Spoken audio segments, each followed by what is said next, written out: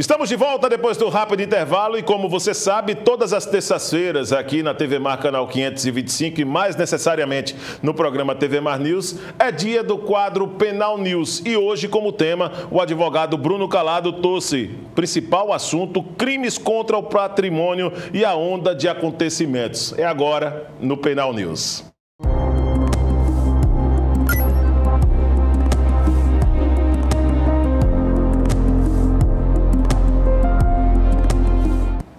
Meu amigo Bruno Calado, quanta satisfação com a esquerda que é do coração, né? Verdade, e esse tema também muito atual que você traz aqui para o Penal News. Vamos falar um pouquinho sobre essas questões relacionadas a crimes contra o patrimônio. O que são esse tipo de crime, essa modalidade de crime, para a sociedade entender, para aquele que é leigo, não conhece a esfera jurídica com tanta profundidade quanto você, mas como podemos caracterizar, como cidadão, o que é um crime contra o patrimônio? Bom dia. Bom dia, Viderlan. Bom dia a todos os telespectadores da TV Mar. Um prazer imenso estar aqui ao seu lado. Nosso. Um aprendizado constante de oratória, retórica, eloquência. Você que vem fazendo todo esse sucesso aí à frente do Canhão Podcast. Eu aproveito para lhe parabenizar. Não perco um episódio sequer.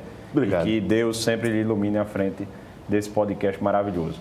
Hoje trazemos esse assunto importantíssimo, Viderlan, que não cai de tendência, que são os crimes contra o patrimônio. Certo? Mas, afinal, quais são os crimes contra o patrimônio? O que são crimes contra o patrimônio? Né? O Código Penal, que é onde traz a maioria dos crimes, não digo na sua totalidade, mas a maioria dos crimes conhecidos por nós, mesmo leigos, né? Inclusive aqueles que são presos, Viderlan. A gente vê muitas vezes um cidadão que é preso e aí o repórter vai lá e pergunta: você está respondendo pelo quê? Ele diz 157. Ele já diz até o artigo do Código Penal pelo qual responde, né, aquele delito. Ele conhece muito mais, às vezes, do que muitos que atuam na área. Mas a gente traz esse assunto. Todo crime, Viderlan, ou seja, o fato quando é típico, ilícito e culpável, ele tem suas modalidades, ele tem suas divisões. O crime é fator gênero, do qual tem suas espécies. Então, o crime contra o patrimônio é uma espécie de crime, né? E todo aquele crime, ele protege, o Estado ele tem obrigação de proteger um bem jurídico tutelado pelo Estado. Por exemplo, você tem bem jurídico, Viderlan, a sua honra, a sua vida, a sua integridade física, a sua integridade moral, são bens jurídicos protegidos pelo Estado. Então, aquele que afeta a sua honra, ele está afetando o seu bem jurídico. Quando tratamos de crimes contra o patrimônio, a afetação, já está dizendo, é em cima do patrimônio. Então, todo aquele delito, todo aquele crime que atente contra o patrimônio alheio, certo? Afetando valores morais, etc., ele é um crime contra o patrimônio, certo? Então, crimes contra o patrimônio têm essa afetação patrimonial, é uma criminalidade patrimonial. E aí, a pergunta subsequente que não quer calar, Viderlan: quais são as espécies mais famosas de crime contra o patrimônio? Quais são os principais crimes, né, contra o patrimônio, Bruno? Viderlan, temos o famoso roubo. O artigo 157 do Código Penal traz o afamado crime de roubo, que se distingue do crime de furto pelo emprego de violência ou grave ameaça. Ou seja, quando aquele indivíduo criminoso, certo? Quando o delinquente ele vai subtrair coisa alheia móvel, tem que ser coisa alheia móvel, até porque um delinquente não vai botar uma casa nas costas, não é verdade? É verdade. Então ele vai subtrair coisa alheia móvel mediante o emprego de violência ou grave ameaça. E aí essa violência pode se dar de várias maneiras: vis absoluta, vis compulsiva, que a absoluta é a violência física propriamente dita, são as vias de fato, né? Um murro na cara, certo? Um tapa, um empurrão para subtrair aquela coisa alheia móvel. Violência moral, quando o indivíduo amedronta ou aterroriza aquele indivíduo a fim de subtrair aquela coisa alheia móvel, também é uma violência perpetrada. Entendo. E a violência imprópria. A violência imprópria, Viderlan, é quando o indivíduo tem a sua condição de resistência reduzida. Ou seja, está lá o Viderlan num restaurante e aí algum indivíduo bota alguma droga na sua bebida para que você adormeça e ali subtraia seus pertences, né? É uma violência, é uma espécie de violência, uma violência imprópria.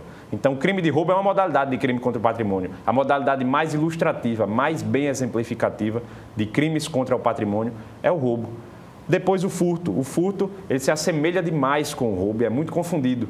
Inclusive, alguém, por exemplo, alunos em escola: rapaz, alguém roubou minha caneta. Não roubou a caneta, alguém pode ter furtado sua caneta. Furtado, né? Não é verdade? Muito embora o princípio da essa dúvida, né, Bruno? Na verdade, entre roubo e furto, na verdade. Não há segredo. Quando há emprego de violência ou grave ameaça, roubo. Roubo igual a assalto, certo? Assalto não existe o crime de assalto, existe o crime de roubo. Assalto é o meio pelo qual o crime de roubo é praticado, certo? O furto sem o emprego de violência ou grave ameaça. É na covardia. É subtraída alguma coisa alheia móvel de terceiros na covardia. Você sabia, Videllan, que o sequestro, a extorsão mediante sequestro, vulgo sequestro relâmpago, Sim. é um crime contra o patrimônio? Sequestro relâmpago é um crime contra o patrimônio, porque é quando priva alguém daquela liberdade, sequestra alguém, certo? E a liberação daquela pessoa está concatenada, está ligada a um preço de resgate a ser pago. Né? Então, aquele preço de resgate, ele mexe com o patrimônio daquela outra pessoa, da família daquela pessoa, para que ela seja liberada. O sequestro relâmpago é um exemplo de crime contra o patrimônio, muito embora confundido. O peculato. Peculato é outro crime muito afamado, também uma espécie de crime, um exemplo de crime contra o patrimônio. Peculato é quando um funcionário, certo? Um agente público, se apodera de objetos, de valores, de que tem posse em detrimento de seu cargo. E aí eu trago um exemplo bem peculiar, Videllan, que eu estou atuando, inclusive, na defesa dessa pessoa, é um delegado de polícia, certo? E ele fez uma apreensão de 111 aparelhos telefônicos no interior do estado. E aí, depois o judiciário requisitou os 111 aparelhos, né, para perícia, etc.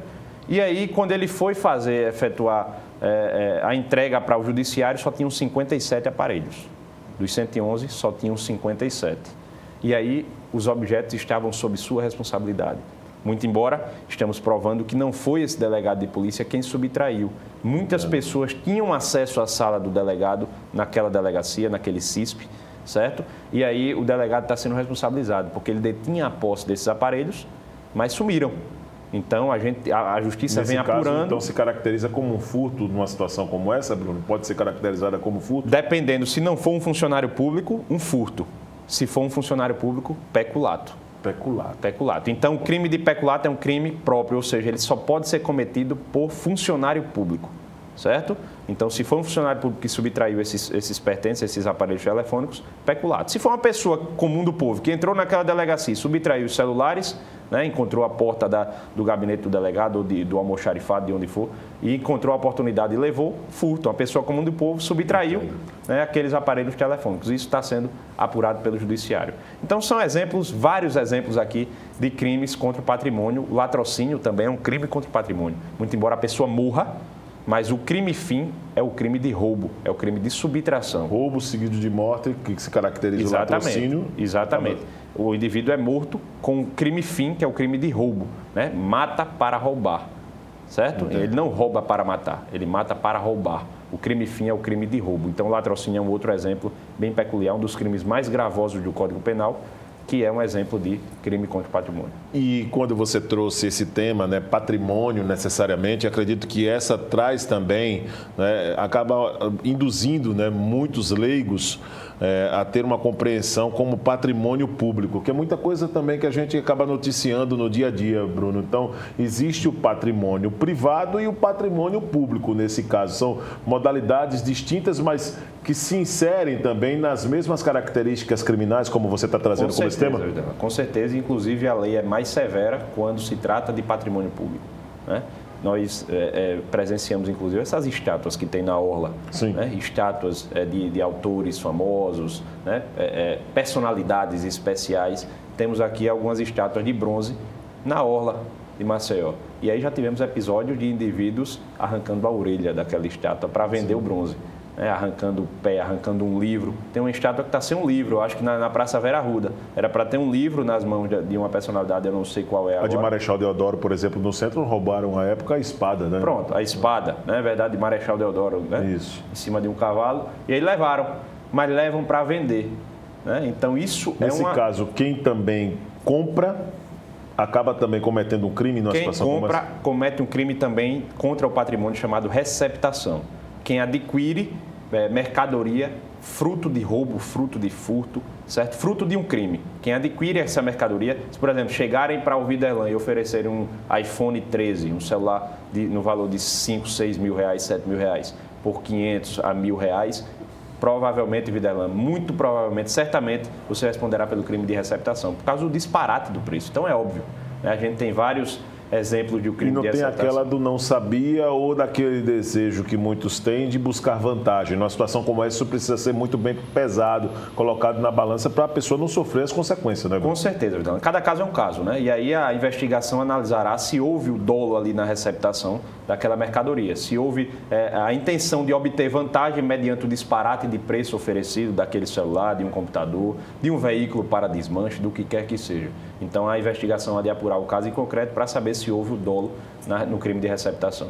Agora, vamos falar um pouquinho sobre a incidência criminosa desses delitos, né? Qual o motivo, geralmente, Bruno, com essa sua atuação no direito, na área criminal, qual o motivo que geralmente leva essa incidência criminosa nestas práticas, nesses delitos que você traz hoje aqui como tema, crimes contra o patrimônio? Veja bem, Viderlan, muitos noticiam a motivação dos crimes contra o patrimônio às desigualdades sociais, questões econômicas, inflações, corrupção, que é um grande...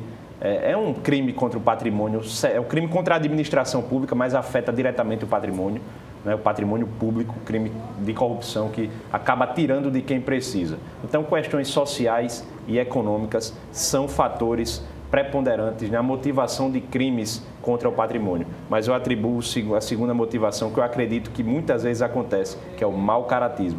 Nós tivemos aqui, Viderlan, há pouco tempo, um exemplo de mau caratismo. Uma torcida organizada que levou nas costas um bode, não foi isso? Isso mesmo. Sacudiu o bode em vida na mala de um veículo, furtando o bode.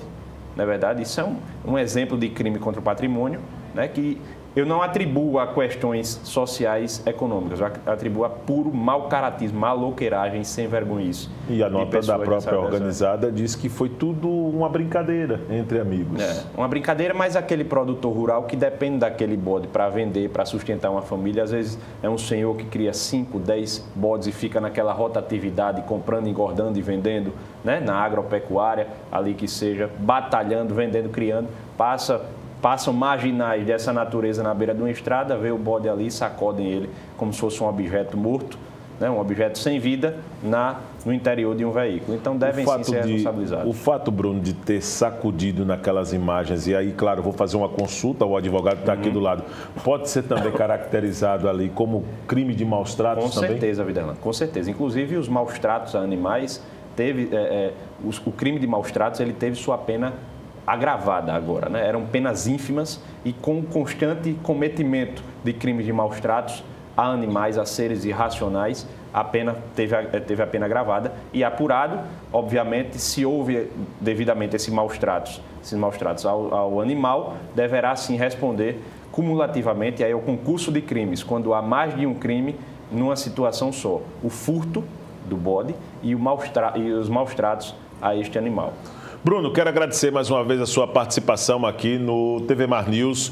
Lembrando que o quadro Penal News, com essa fera do direito na área criminal, Bruno Calado, toda terça-feira, com Porlane Santos aqui no programa TV Mar News, pelo portal gazetaweb.com e pelo aplicativo TV Mar. E terça-feira nós estaremos de volta, né? Um grande abraço, meu amigo. Se Deus quiser, Viderlan, um grande abraço. Deus abençoe você e a todos. O papai Bruno Calado, rapaz, aqui, né? Muito também obrigado. Umas felicidades aí para você por esse momento, viu? Muito feliz, Viderlan, que Deus nos abençoe sempre.